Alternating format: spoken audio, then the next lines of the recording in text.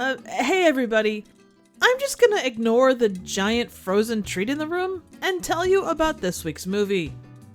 We get daywalking vampires, kung fu, and Jesus. I guess I was worried about nothing. This is 2001's Jesus Christ Vampire Hunter. An innocent camera guy is attacked by a Shakespeare-level narrator laying the scene. Are you prepared to take up residence? If you are, then enter. Which leads into synthy spoken word credits that are actually pretty cool. A nurse is attacked by a vampire, and if it's anything to go by, God is pissed. Maxine, the lead vamp, checks her teeth for leftovers, pulls out an indestructible Nokia, and asks the eternal question. Where have all our lesbians gone? The Ottawa Express asks that same question in a more headliney form, leading Father Albane and Father Eustace to discuss the situation. Lesbians are being sucked dry by vampires all across the city. A plan is formed. But you understand your responsibilities. Since I first entered the order, I knew this day would come. And specialized transport arrives. The man in question is known by many names. Wonderful, Counselor, the Mighty God, the Big Cheese, the Man, the Myth, the Legend, Jesus Christ himself. He not only provides baptisms on demand, but can make lemonade out of lake water. But I'm here to build a kingdom, Alvin. My father's kingdom. I cannot rush to the battlements before the foundations are laid. Their discussion is interrupted by three vamps masquerading as the Hallowell sisters from Charmed.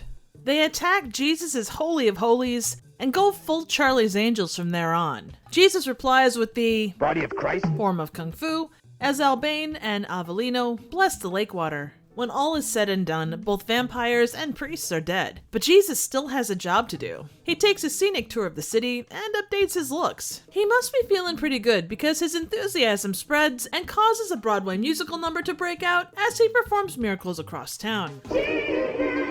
JC and Eustace discuss the gravity of the situation, and he goes out to get vampire supplies. Along the way, he's attacked by atheists, who apparently all ride around in a TARDIS-level vehicle. He beats them with his psalms and struts away Saturday Night Fever style. Later, JC confronts an intruder who reinforces the idea that maybe you should put some shorts on or something if you want to keep fighting evil today. The intruder turns out to be Mary Magnum, who takes him for some light sauna flirting before shopping for a less conspicuous getup. We're even treated to a fashion makeover montage, which is something I didn't know that I needed. They end up at the hospital, where, if I'm not back in 5 minutes, call the Pope. After a classic vent crawl, they find out that the vamps are getting skin transplants to make them daywalkers. This still makes way more sense than Deacon Frost's plan to just apply SPF 5000 to walk in the sun. Johnny and Maxine go to the lesbian drop-in center and suck everyone dry! The evil pair arrive on the roof, with JC and Mary following close behind. There's an all-out battle that ends with gut punches galore, and Maxine taking a bite out of Mary. Sad times follow for Jesus until he gets a sign from above, through the most holy of foods. Jesus. Seek out the saint of the wrestling ring, son.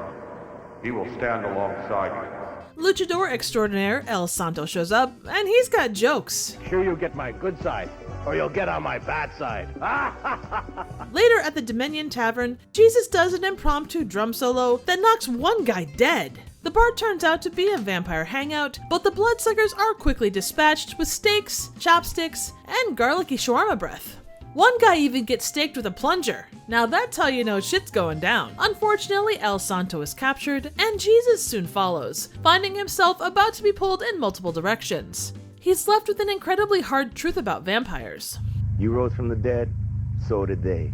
Luckily, El Santo gets free, saving his ass for the climactic battle that faces them. It's Jesus versus Johnny and El Santo versus masked vampire luchadors. The fight escalates to include motocross, intestine nunchucks, and love in unexpected places. But to see all these awesome moments, you're just gonna have to check it out for yourself. 2001's Jesus Christ Vampire Hunter is a Canadian horror comedy directed by Lee Gordon Demarbre and written by Ian Driscoll. It stars a variety of actors who show up pretty much in every Demarbre picture, including Phil Caracas, Jeff Moffat, and Maria Moulton. It received an 80% out of 10 critic reviews from Rotten Tomatoes and has generally positive reviews pointing out how silly and schlocky it is. It was shot on weekends over the course of 2 years, with the Atheist battle taking about a day to film. JCVH went on to win awards at the Slamdance, Santa Cruz, and Fargo Film Fests. They also ended up at Cannes and set up a cross with a lesbian vampire on it. The press swarmed in, and they managed to get US distribution from the stunt. Mexican wrestling legend El Santo played quite a significant role on the back half of this story, and at first it seems like quite a random addition to a movie about a kung fu messiah taking on vampires who only dine on lesbians. In an interview, Demarbre said that one of his big influences was Mexican luchadors, and the classic stars don't get bigger than El Santo. He even shows up in a couple of Harry Knuckles films. After Demarbre and Driscoll did a 5-minute short called Harry Knuckles, which also starred Phil Caracas, they gained experience and attention doing longer, more in-depth movies starring the titular Knuckles. It was after getting a Spirit of Slamdance award that they decided to try a full-length feature format, which was the start of Jesus Christ Vampire Hunter.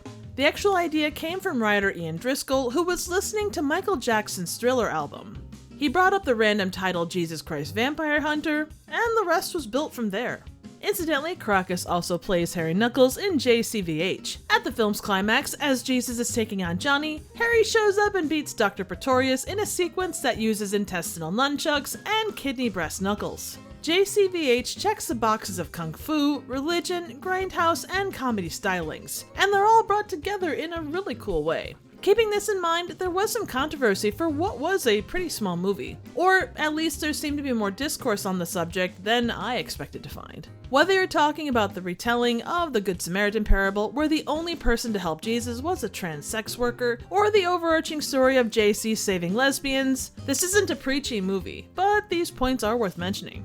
I really loved this movie. The passion and ambition on display alone make me smile so much. They pushed the boundaries of what they thought they could do. It's not Peter Jackson bad taste levels of innovation, but it still checks a lot of the same boxes in its own way. I don't care if you look at the orchestration of multiple big kung fu battles, the dirt bike stunt work, or this massive musical number. To look at this and dismiss it offhand is to miss a good chunk of what JCVH has to offer. It just feels so much more put together than a lot of the other more well-known low-budget movies of this era. Was it perfect? Not by a long shot. The plot doesn't always make sense, and the ADR is frankly terrible. But it is damn entertaining in my book.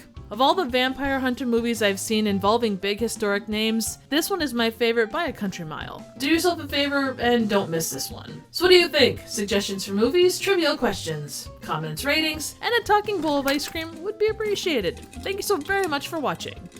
Guys, do I get paid more if I talk?